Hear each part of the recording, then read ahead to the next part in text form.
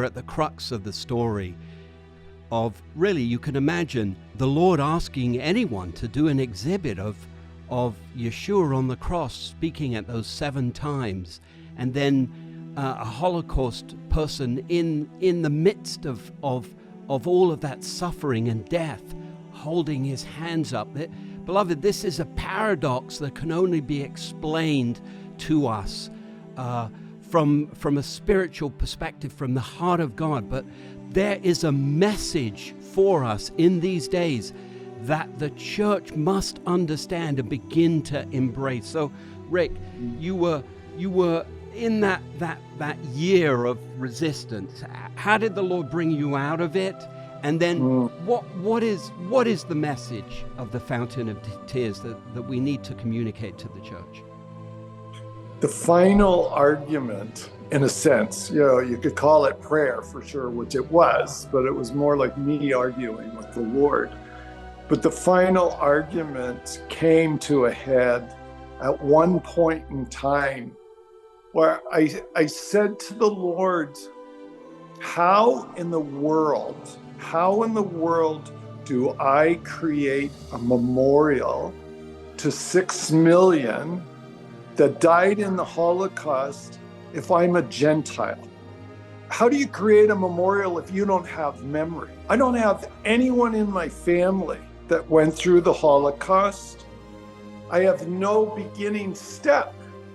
Try arguing sometimes with the Lord, quoting scripture against the Lord, basically, where I'm saying, you promised to show us in part. I don't even have a part. It's like I was born in Canada.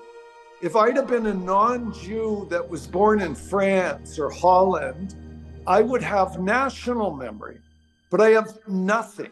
I don't have any memory. So how do you create a memorial without memory? And this for me as an Israeli, this was a great argument. And you're talking a year of struggling with this. It comes to this one point, tearing at your heart, I'm sure. Oh, mercy. It was like, I couldn't understand why the Lord would want me to lose what he had already given to me. So it was almost like a death you actually had to go through to get to actually producing the exhibit. That's really what was going on here. It was a cross. Yeah.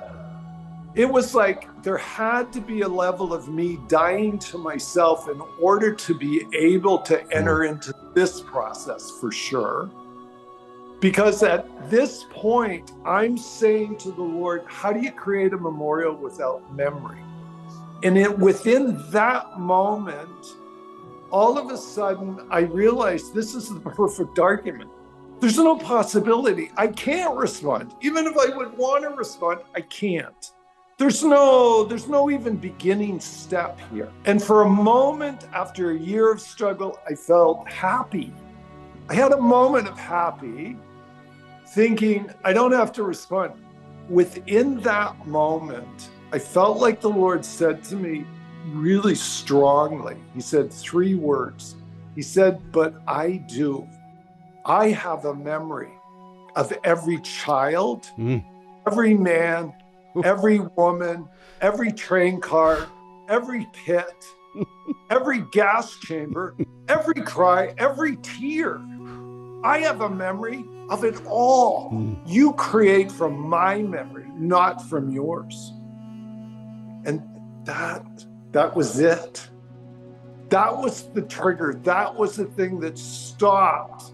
Because I realized if I continue this resistance, it's like I'm turning my back on him. I'm walking away from that relationship.